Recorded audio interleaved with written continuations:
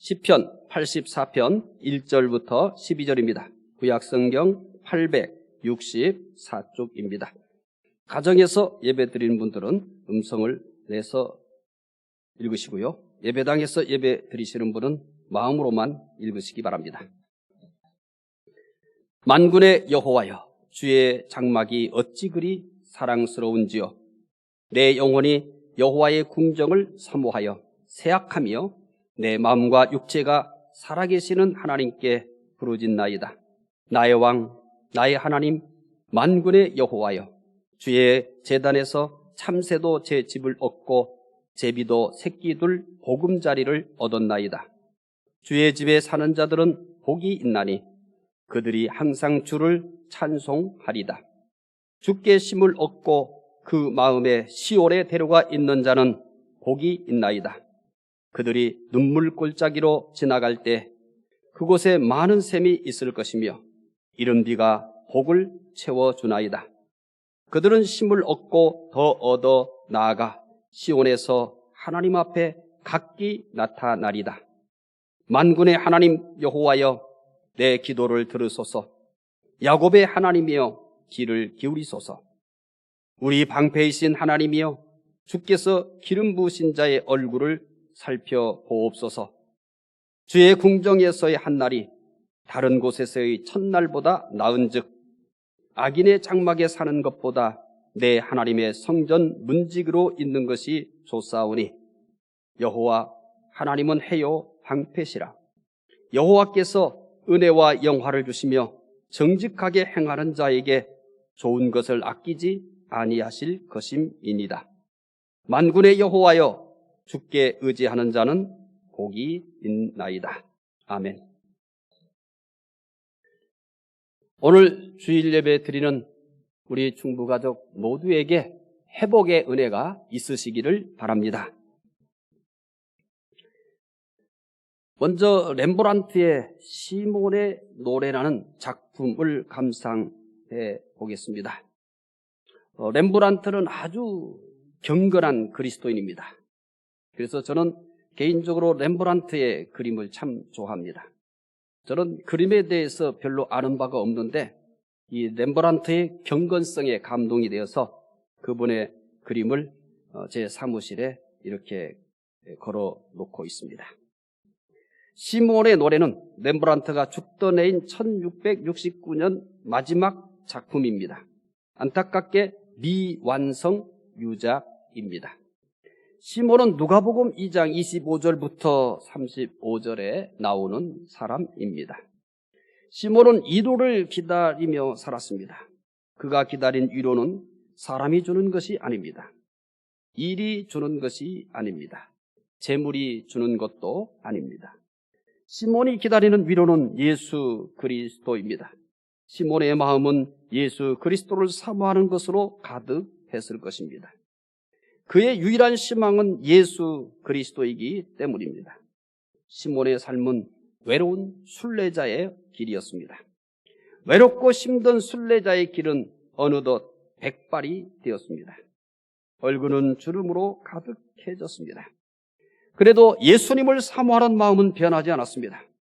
그의 삶은 예수님을 사모하는 마음을 품고 기다림의 하루하루였던 것입니다. 시몬의 순례자의 길이 비록 외롭고 힘들었지만 헛되지 않았습니다. 우리가 방금 전 그림에서 봤듯이 어느 날 시몬은 아기 예수님을 만났습니다. 렘브란트의 그림처럼 시몬은 아기 예수님을 안고 노래하였습니다. 누가복음 2장 29절부터 32절에 나타난 시몬의 노래입니다. 시몬의 노래 중에 중심이 되는 내용만 절별로 잠깐 소개해 드리겠습니다. 첫 번째는 29절, 주제여 이제는 말씀하신 대로 종을 평안히 놓아 주시는도다. 30절, 내 눈이 주의 구원을 보았사오니. 세 번째 31절, 이는 만민 앞에 예비하신 것이요. 네 번째 32절, 이방을 비치는 빛이요 주의 백성의 이스라엘의 영광이니다.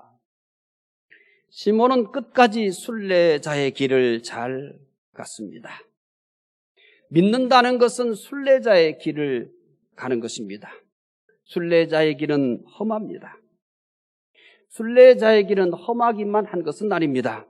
순례자의 길은 고독하기도 합니다. 순례자의 길은 기다림으로 가득합니다. 오늘도 우리는 순례자의 길을 가고 있습니다. 다시 오시겠다고 약속하신 예수님을 사모하며 오늘도 순례자의 길을 갑니다.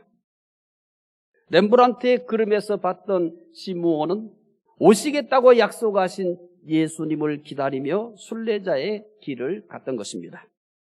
오늘 우리는 다시 오시마 약속하신 그 예수 그리스도를 사모하면서 순례자의 길을 가는 것입니다. 시편 84편은 순례자의 노래입니다. 시므온이 순례자의 길 마지막에 노래를 불렀습니다. 그러면서 봤듯이 시므온은 아기 예수를 품에 안고 노래를 불렀습니다. 시편 84편은 순례자의 길을 가면서 부르는 노래입니다. 시편 84편은 순례자가 어떤 노래를 부를까요? 그는 어떤 노래를 부르면서 순례자의 길을 갈까요? 시편 84편의 순례자는 고라 자손입니다. 고라 자손의 마음에는 무엇이 있을까요? 그런 마음에 무엇을 품고 순례자의 길을 가고 있을까요? 시편 84편 2절입니다. 내 영혼이 여호와의 궁정을 사모하여 세약하며 내 마음과 육체가 살아계시는 하나님께 부르짖나이다. 고라 자손은 여호와의 궁정을 사모한다고 합니다. 여호와의 궁정은 성전을 말합니다. 시편 84편에서는 성전을 다양하게 표현하고 있습니다. 잠깐 소개해드리면 첫 번째 1절 주의 장막, 2절 여호와의 궁정, 4절 주의 집, 10절 주의 궁정. 모두가 다 성전에 대한 다른 표현입니다. 고라 자손은 성전을 사모합니다. 그냥 사모하는 것이 아닙니다. 시편 84편 2절을 다시 읽어보겠습니다. 내 영혼이 여호와의 궁정을 사모하여 세약하며 내 마음과 육체가 살아계시는 하나님께 부르짖나이다. 고라 자손은 성전을 사모하다가 쇠약해졌다고 합니다. 고라 자손은 병이 날 정도로 성전을 사모하였습니다. 사랑하다 병이 난 경험이 있습니까?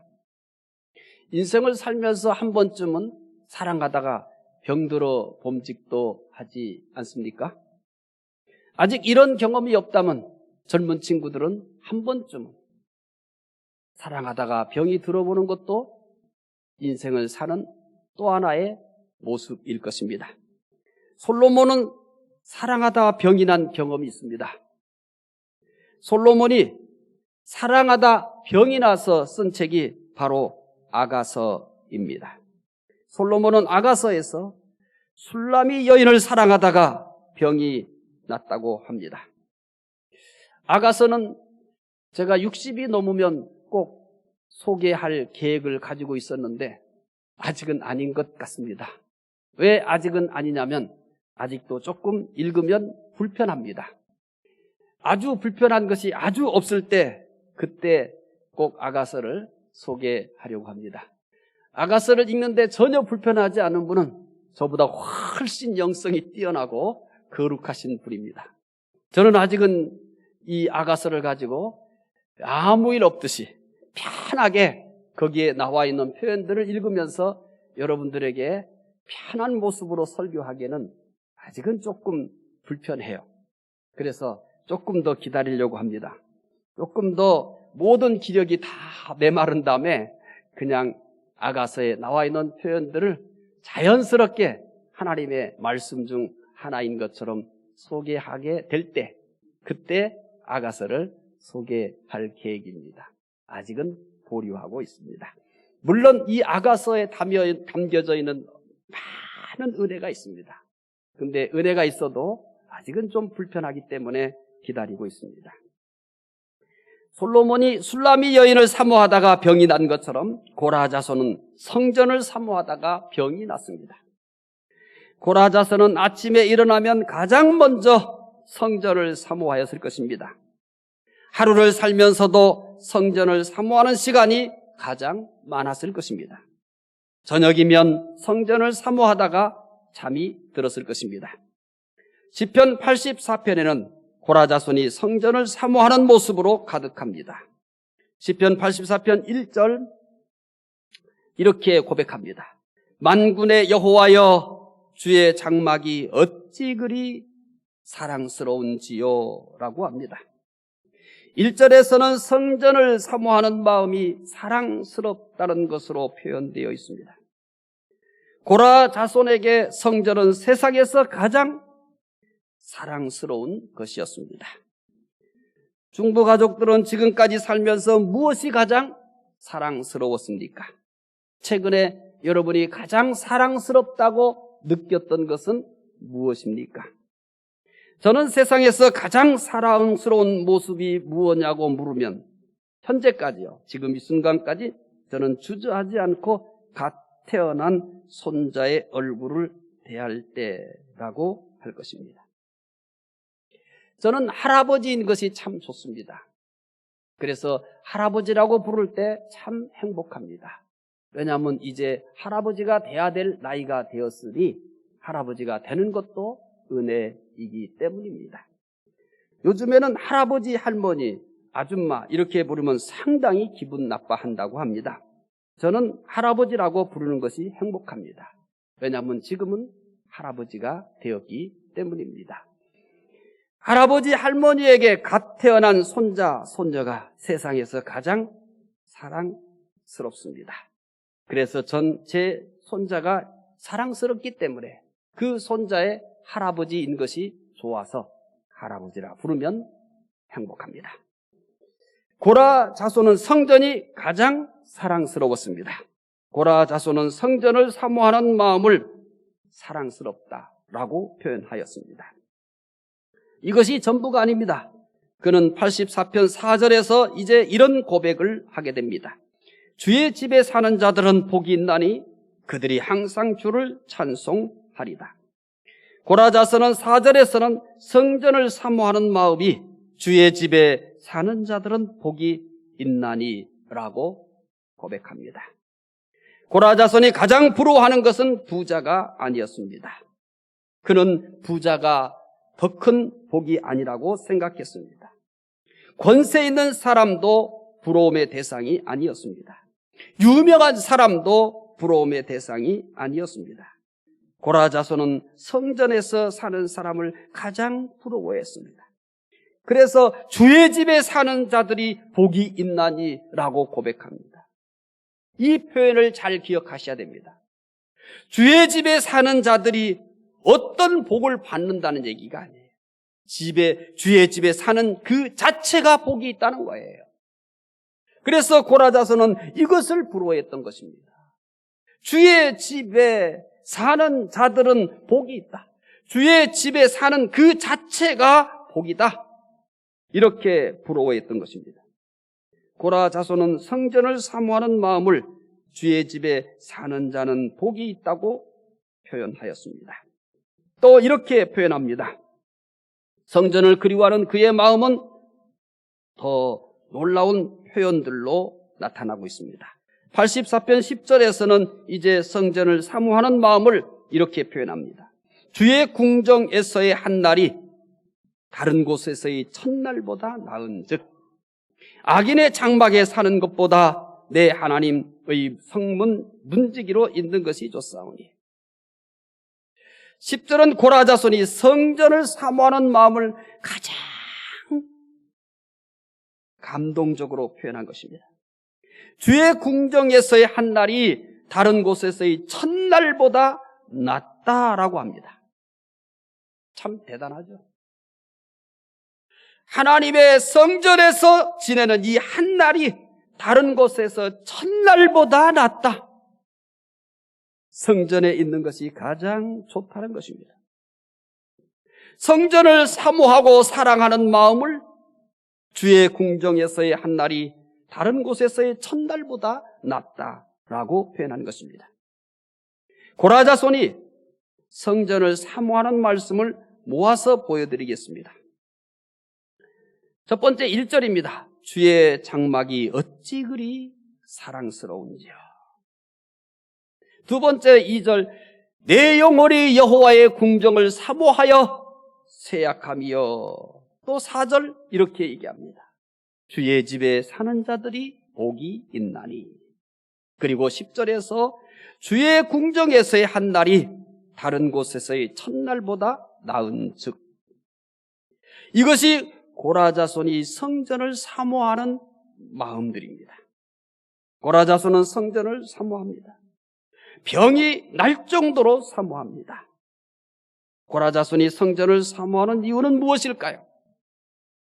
우리는 이런 질문을 해야만 합니다. 고라자손은 왜 성전을 이렇게까지 사모할까? 성전을 사모하면 소원이 이루어지기 때문입니까?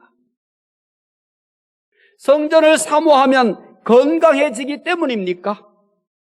성전을 사모하면 복을 받기 때문입니까? 모두 아닙니다. 성전을 사모하는 이유는 다음의 말씀들을 보면 답을 얻을 수 있습니다. 성전을 사모하는 이유, 그 이유를 알 수 있는 구절들을 모아서 보여드리겠습니다. 첫 번째 1절 주의 장막, 두 번째 2절 여호와의 궁정, 세 번째 4절 주의 집, 네 번째 10절 주의 궁정. 성전을 사모하는 이유를 찾았습니까? 1절에서는 주의 장막이라고 하였습니다. 2절에서는 여호와의 궁정이라고 하였습니다. 4절에서는 주의 집이라고 하였습니다. 10절에서는 주의 궁정이라고 하였습니다. 성전에 하나님이 계시기 때문입니다. 성전을 이렇게 사모하고 이렇게 사랑하고 그리워한 핵심은 뭐냐면 하나님이 거기에 계시기 때문입니다. 성전에서 가장 중요한 것은 하나님의 임재였습니다. 성전을 사모하면 소원을 이루기 때문도 아니고, 성전을 사모하면 건강해지기 때문도 아니고, 성전을 사모하면 복을 받기 때문도 아닙니다.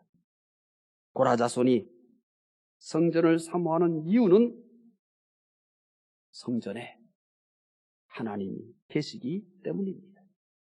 물론 오해하지 마십시오. 성경을 쓸 정도의 고라자손이라면 하나님은 어디든지 계시는 것을 압니다. 지금 그가 있는 곳에도 하나님이 계시는 것을 압니다. 하나님이 성전에만 계시지 않는다는 것을 압니다. 그러나 성전은 하나님께서 어디든지 계신다는 것을 가장 분명하게 보여주는 상징입니다. 하나님이 어디든지 계신다는 것을 무엇을 통해서 가장 정확하게 알 수 있냐면 바로 성전을 통해서 그것을 알게 되는 것입니다. 성전은 하나님의 임재의 상징이기 때문입니다. 고라자손은 하나님을 사모하는 것이 성전을 사모하는 모습으로 나타난 것입니다. 하나님을 너무너무 사모해요. 하나님을 너무 사랑해요. 그것이 성전을 사모하는 모습으로 표현된 것입니다. 고라자손은 다른 시에서도 하나님의 성전을 사모하는 것을 고백합니다. 시편의 내용에서 가장 큰 은혜를 받는 말씀 중 하나가 시편 42편일 것입니다. 시편 42편도 고라자손의 시입니다. 고라자손은 42편에서 다음과 같이 고백합니다. 시편 42편 1절부터 2절의 내용입니다.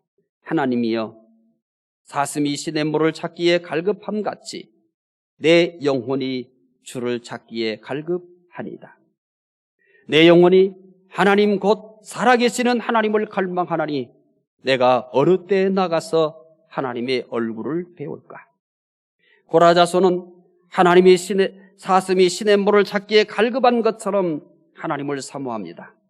그러면서 내가 어느 때에 나가서 하나님의 얼굴을 배울까라고 합니다. 이게 뭔 의미입니까? 내가 어느 때에 나가서 하나님의 얼굴을 배울까? 하나님은 어디서든지 만날 수 있잖아요. 지금 그가 이렇게 이 시를 쓰면서 이렇게 고백하는 거기에도 하나님이 계십니다. 거기에도 하나님을 만날 수 있습니다. 그런데 그는 왜 내가 어느 때에 나가서 하나님의 얼굴을 배울까라고 했을까요? 이런 고백을 하고 있는 거기에도 하나님이 계시고 거기에서도 하나님을 배울 수 있습니다. 그런데 내가 어느 때에 나가서 하나님의 얼굴을 배울까라고 했을까요? 분명히 하나님은 어디든지 만날 수 있습니다.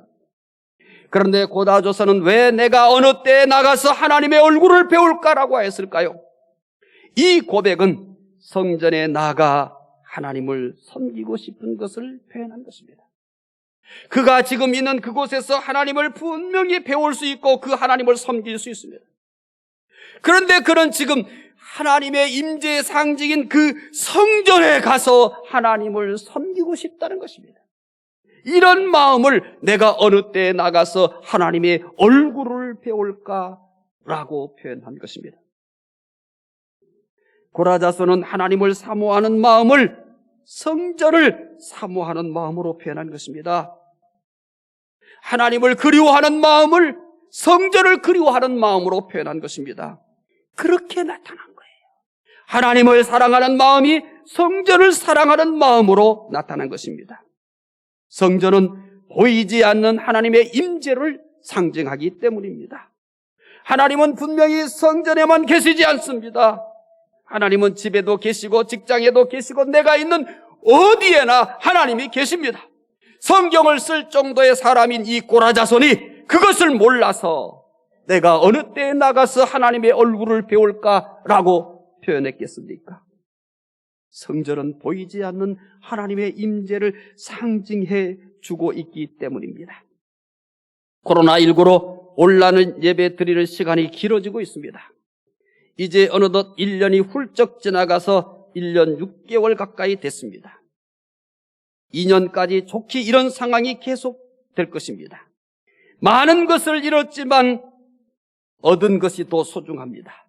사람들은 이런 것에 집중하지만 그러나 이런 것에 집중하다 보면 다 잃은 것 같아 보입니다. 잃은 것이 분명히 있지만 얻은 것에 집중하고 얻은 것에 감사하다 보면 얻은 것도 많이 있다는 것을 알게 됩니다.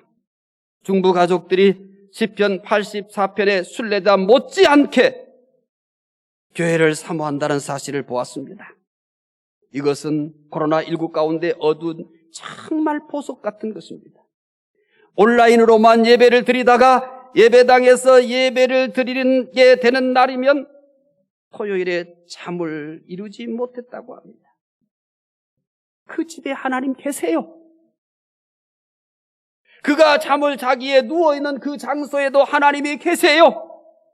그런데 왜 예배당에 나가서 예배 드린다고 생각할 때 내일은 이제 예배당에 나가서 예배를 드리게 되었구나 했을 때 왜 토요일에 잠을 이루지 못했을까요? 예배당에서 예배 드리는 것이 좋기 때문입니다. 성도들과 더불어서 영적인 가족과 더불어서 거기에서 살아계신 하나님을 예배 드리는 그것이 너무 좋기 때문입니다. 하나님의 교회인 중북교회를 너무너무 사랑하기 때문에 하나님에 대한 사랑이 이렇게 예배당에 나와서 예배 드리는 것을 그리워하고 잠을 설치게 만든 것입니다. 하나님에 대한 그리움이 어떻게 표현되고 있나요? 하나님을 향한 사랑이 여러분들은 어떻게 나타나고 있나요?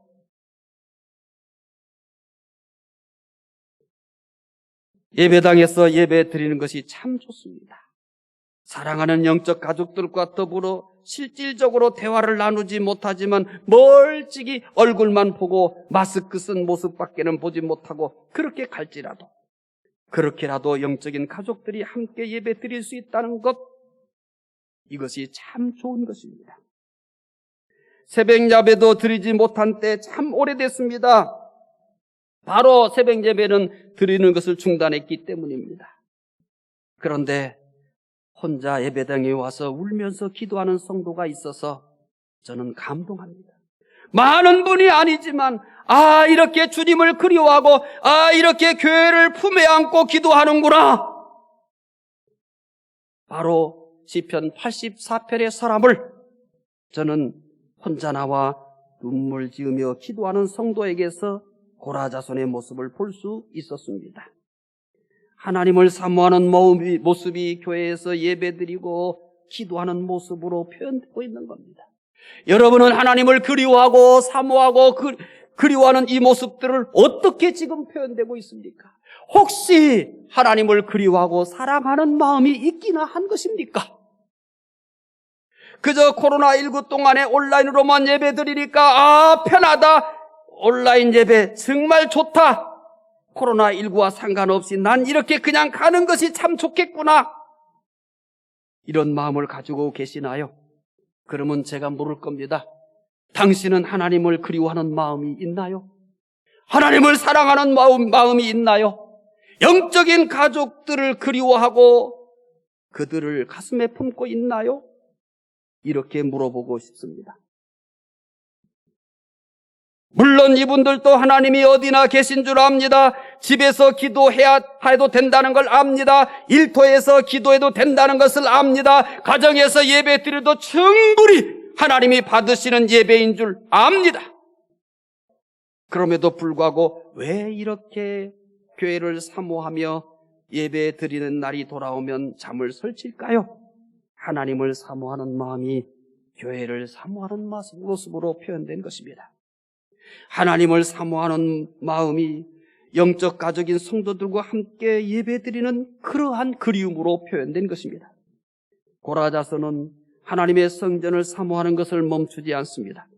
성전을 사모하는 마음이 이제 몸을 움직이게 만듭니다. 몸이 어떻게 움직일까요?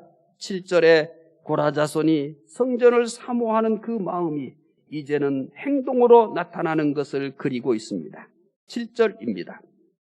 그들은 힘을 얻고 더 얻어 나아가 시온에서 하나님 앞에 각기 나타나리다. 고라자손은 예루살렘 성전을 향해서 드디어 순례자의 길을 떠납니다. 그가 예루살렘 성전으로 나갈 수 없었던 이유가 무엇인지는 모르지만 그러나 그 길에는 정말 어렵고 힘든 많은 사연들이 있을 것입니다. 그러니까 이 시를 쓸 때까지 예루살렘 성전을 향하지 못하고 이렇게 그리워하고 사랑스러워하고 병이 들 정도로 이런 상태였겠죠. 그런데 이제 더 이상 이렇게만 마음으로만 성전을 그리워하고 마음으로만 성전을 사랑하고 이렇게 병나는 것으로 그쳐서는 안 될 것만 같았습니다. 그래서 고라자손은 예루살렘 성전을 향하여 순례자의 길을 떠납니다. 그리고 결국에는 성전에서 하나님을 만나게 됩니다. 그런데 순례자의 길은 쉽지 않습니다. 6절에서 그 순례자의 길이 어떤 길인가를 표현하고 있습니다. 6절을 보겠습니다.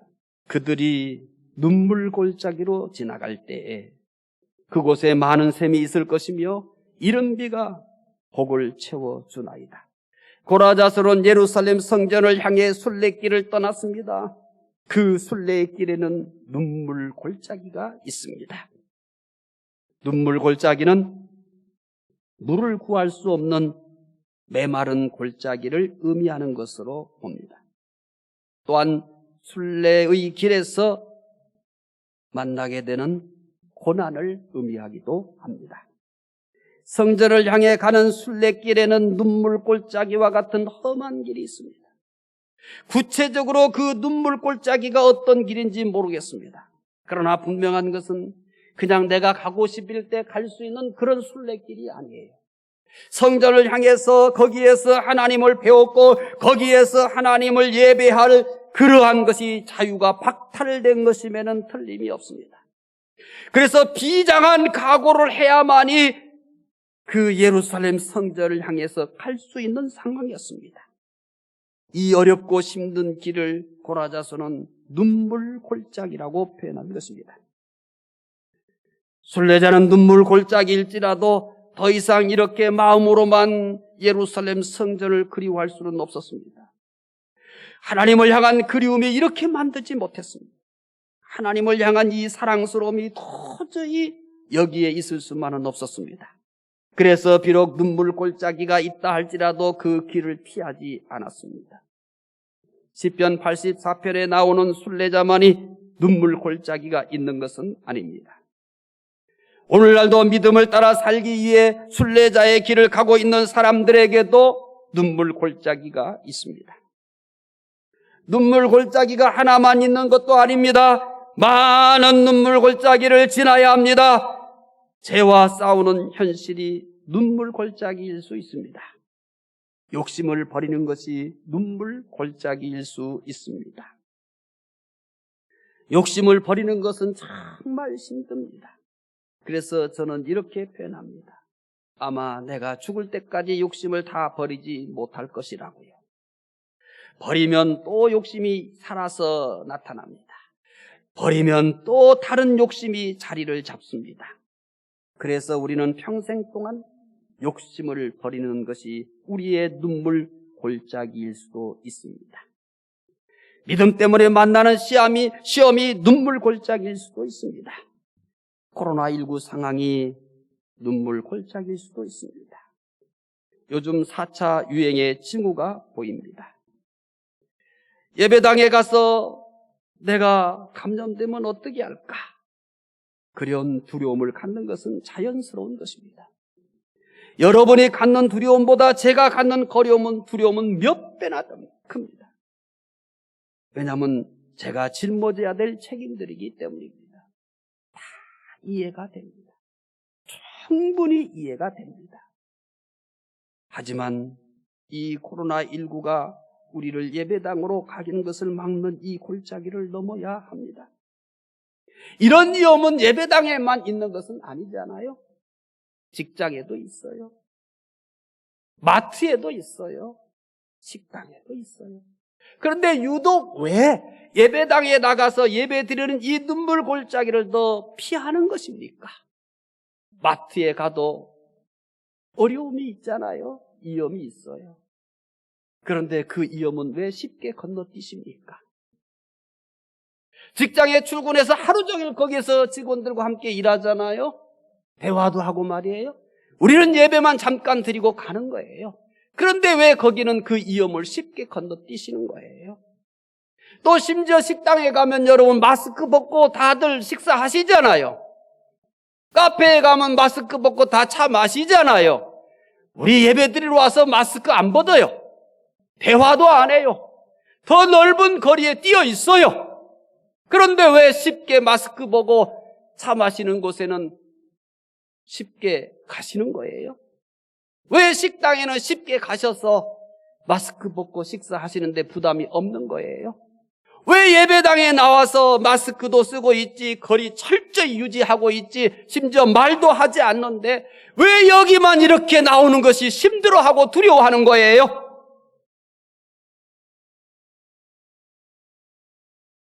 두려움이 있으신 분은 계속 그렇게 예배를 드리셔야만 할 겁니다.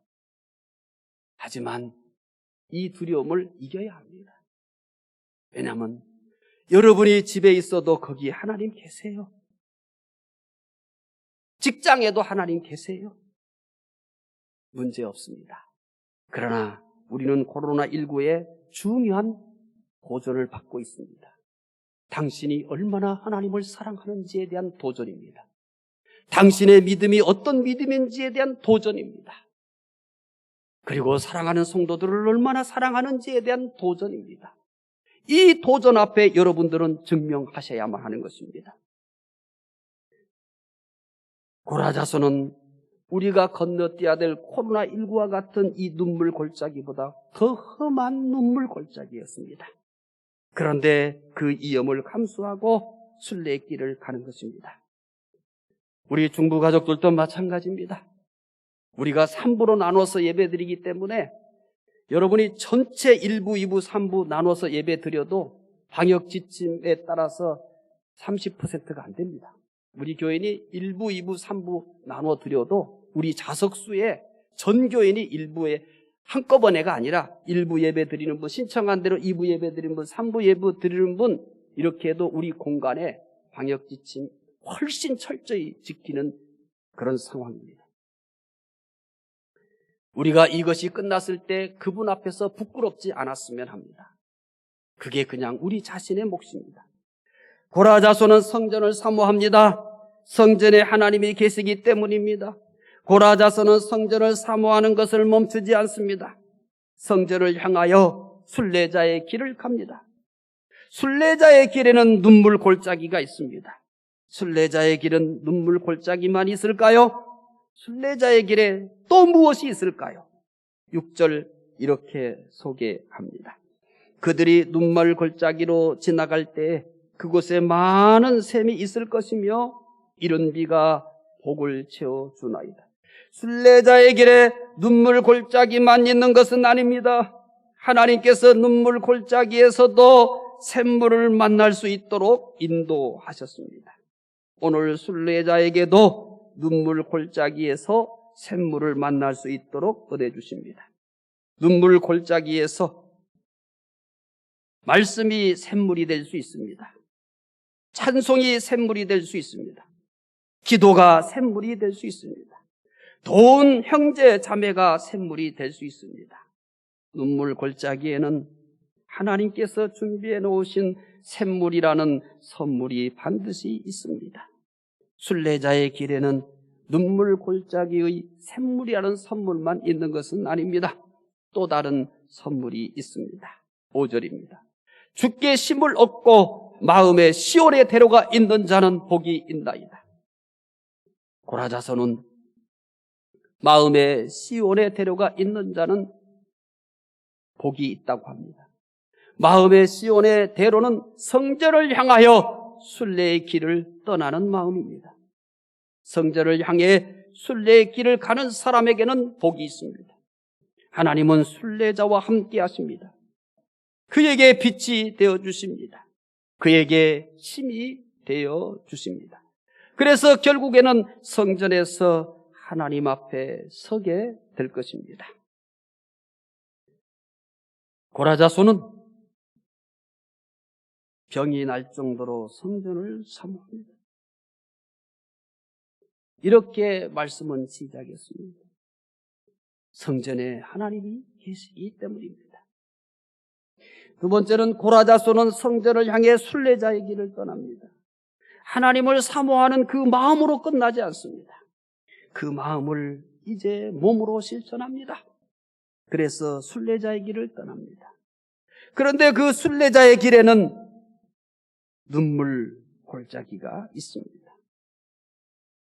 세 번째는 하나님은 눈물 골짜기에 샘물을 준비해 놓으셨습니다. 또한 순례자를 복되게 하셨습니다. 하나님을 사모합니까? 교회를 사모합니까? 그렇다면 고라자손처럼 순례자의 길을 가시기를 바랍니다. 순례자의 길에는 눈물 골짜기가 있습니다. 그러나 눈물 골짜기에는 하나님께서 샘물을 준비해 놓으셨습니다. 또한 복도 준비해 놓으셨습니다. 금주는 순례자의 길을 잘 가셔서 그 길에서 샘물과 하나님의 복을 만나시기를 바랍니다. 기도하겠습니다. 하나님, 고라자손은 그리워하는, 그가 사모하는 성전에 나갈 수 없는 어떤 어려움이 있었습니다. 코로나19가 예배당에 자유롭게 나올 수 없게 한 것처럼 그러는 코로나19보다 더 심각한 어려움이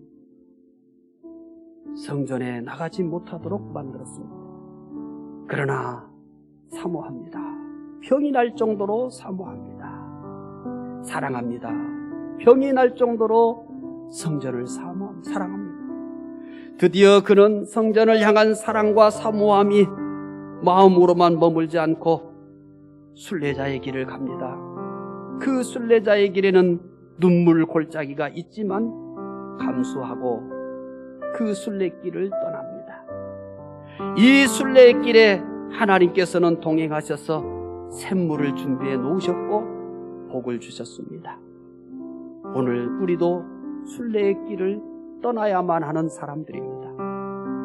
특히나 코로나19가 우리가 사모하고 사랑하는 예배당으로 가지 못하도록 막고 있는 오늘의 눈물 골짜기입니다. 두려움 때문에라면 하나님, 이 눈물 골짜기를 건너뛸 수 있는 두려움을 제거해 주시고, 안일함 때문이라면 안일함을 버리고 우리는 세상에서 순례자의 길을 가야 하는 사람들임을 깨닫게 해 주시기 원합니다. 하나님, 생명으로 인도하는 이 문은 좁은 문이라고 했습니다. 이 길 흔들리지 않게 해주시고, 넓은 문으로 가지 않게 해주시고, 눈물 골짜기 건너지 못하고 주저하지 않게 해주시옵소서. 코로나19가 끝난 뒤 하나님께서 잘했다, 두려움을 잘 이겼다, 게으름을 잘 이겼다, 내가 너의 믿음을 보고 싶었는데 내 믿음을 봤다, 내가 이 코로나19를 통해서 네가 나를 얼마나 사랑하는지, 교회를 얼마나 사랑하는지 보고 싶었는데 너는 충분히 보여주었다, 이렇게 인정받는 시간이 되게 해주시기 원합니다. 감사하며 예수님 이름으로 기도드리옵나이다. 아멘.